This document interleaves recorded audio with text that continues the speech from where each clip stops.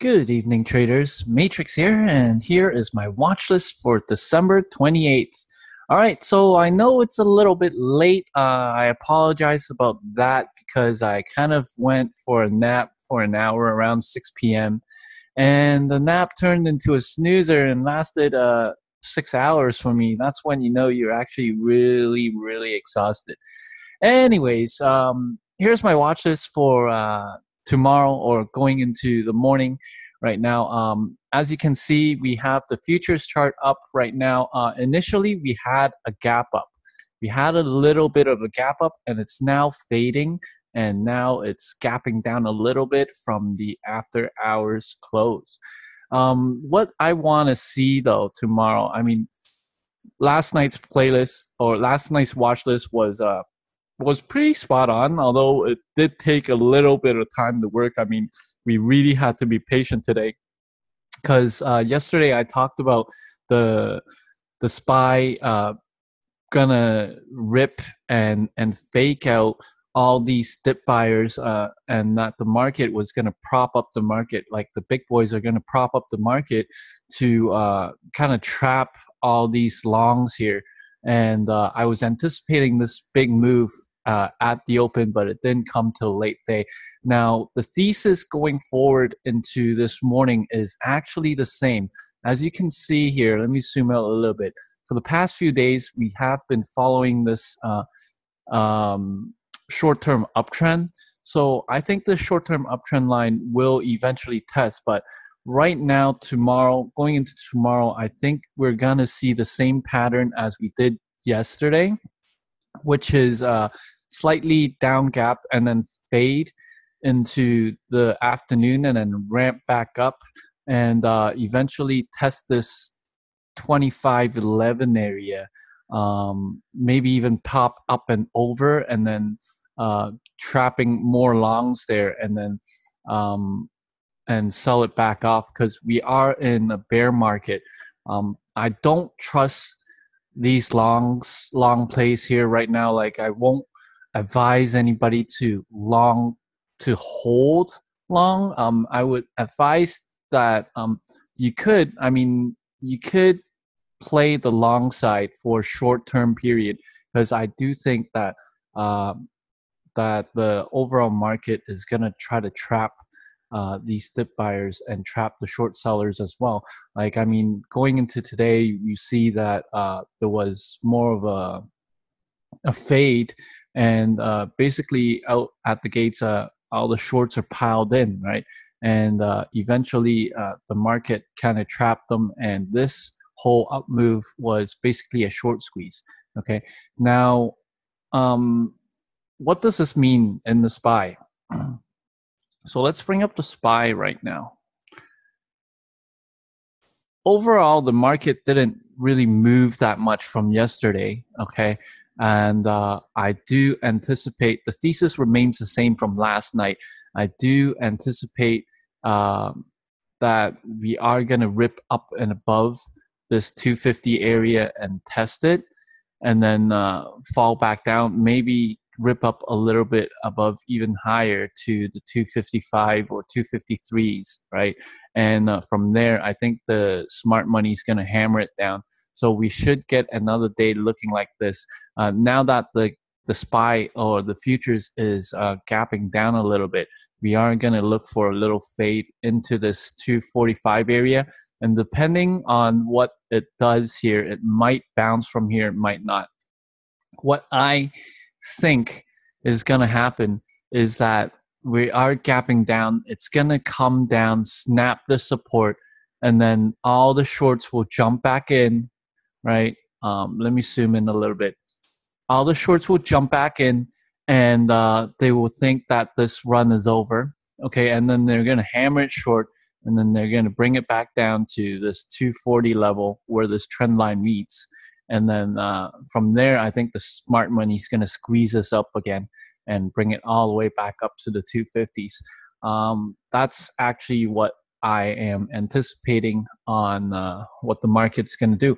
So with that said, looking for a fade out the gates and then hitting some sort of a bottom as the market comes down. As the market comes down to this 245 area, I'm gonna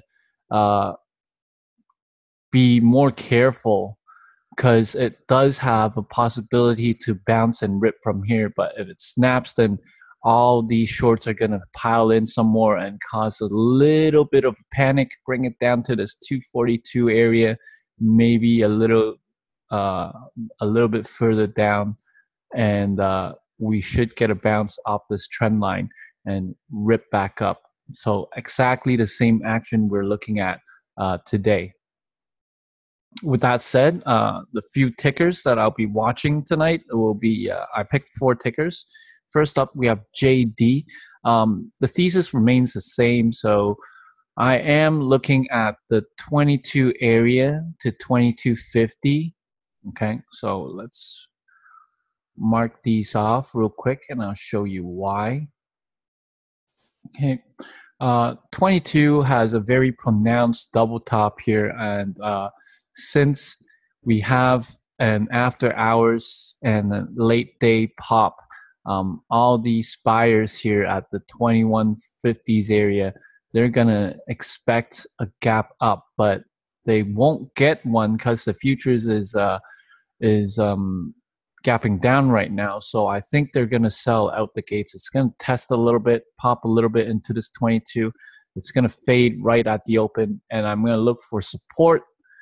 I'm going to look for support around this 2150 area and look for this bounce from here and then rip back up and then bring it up to 2250 and then short it back down again. So the plan is to short, long, short.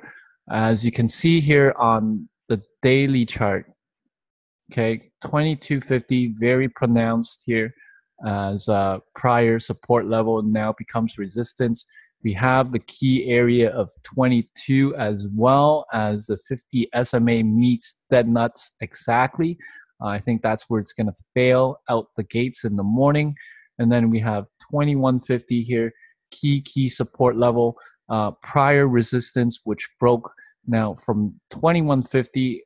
I think it might snap through and entice all these shorts to pile in and bring it all the way down to 21.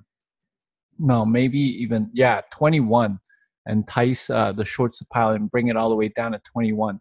And from there, we should get a bounce back up and retest this 22, maybe 2250 again. Okay, so that's JD. Next up, we have ROKU. ROKU was dead nuts on. Actually, let's go back to JD. I also want to plot this out for you guys real quick. For the prior 2 days, we have a very pronounced uptrend line here, as you can see. So make sure you plot this uptrend line, right? This uptrend line marks off the support at around this 2140, 2150 area, as you can see. So mark this trend line off, okay?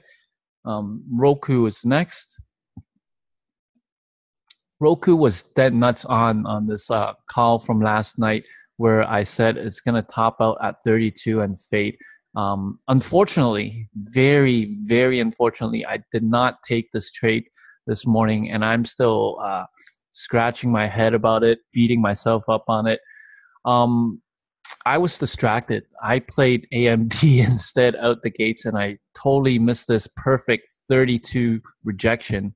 And I could have brought it all the way back down, but it is what it is. Tomorrow, hopefully it's going to give me another chance. The thesis remains the same. We made a doji candle, right? What this doji is, it's basically an indecisive battle between the bulls and bears. So tomorrow we should be able to pick out some sort of a direction. It's going to gap down tomorrow. The overall market, I think it gaps down. It's going to fail 30 to trap in the shorts and probably hit some support around the 2950 area and rip back up, test 32 and fail again for the double top.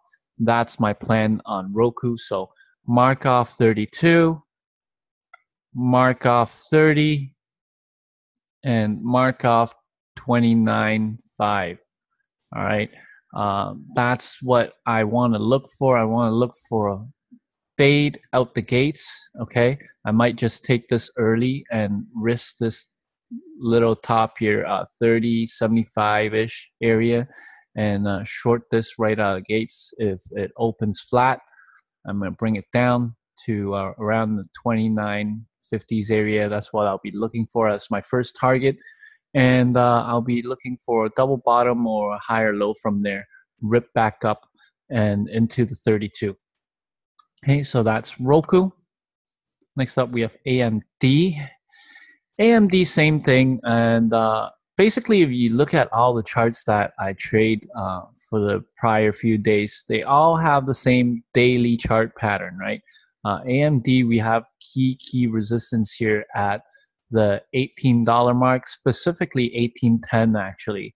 So what I want to talk about on AMD is that AMD loves the 9 EMA. It loves it. It actually absolutely hugs this 9 EMA perfectly.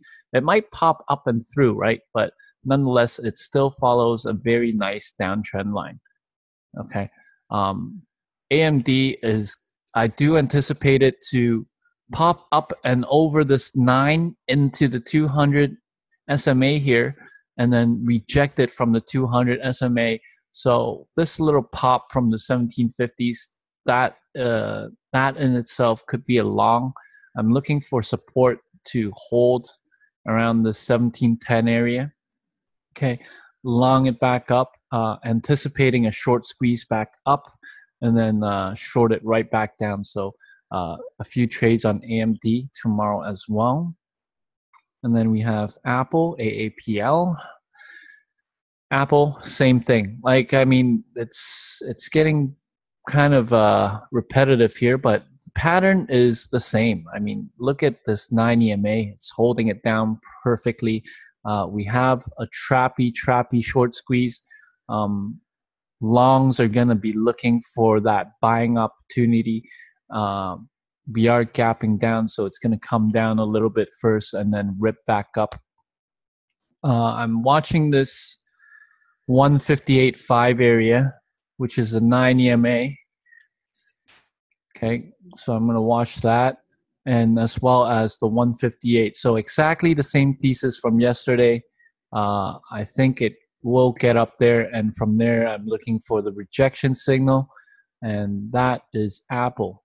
One more thing I want to note is on Roku, the short interest on this ticker is at 63%. So compared to yesterday, real quick, let me check it out right here on nakedshortreport.com. Compared to yesterday, yesterday we had a 56%, and today we have a 63%. So basically there was an increase in short interest. A lot of shorts are watching these stocks right now, especially Roku's got a lot of shorts interested in it, right? As this thing rip up goes parabolic, these shorts will be looking for this topping action at the 32. And from 32, we should get a quick wash down. So definitely pay attention to that. Currently, basically the market conditions is all a big trap, in my opinion, right? They want to trap the shorts, and then they want to trap the longs, right? So the way they trap the shorts is they sell the market off, right? And then shorts are going to pile in. And then they trap them by propping the market back up, squeezing them out, getting them liquidity, and they sell into that. And as the market squeezes, they're trapping the longs.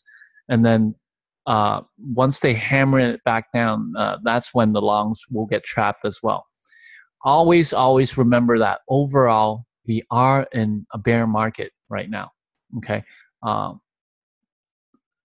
Finally, I want to mention 260 as you draw a horizontal line across on the market. 260 is a key resistance area.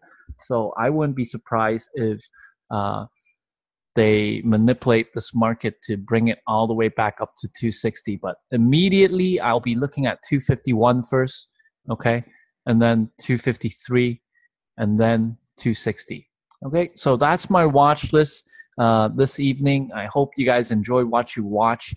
Make sure you share, like, and subscribe, and I'll see you guys out bright and early in the morning. Thanks.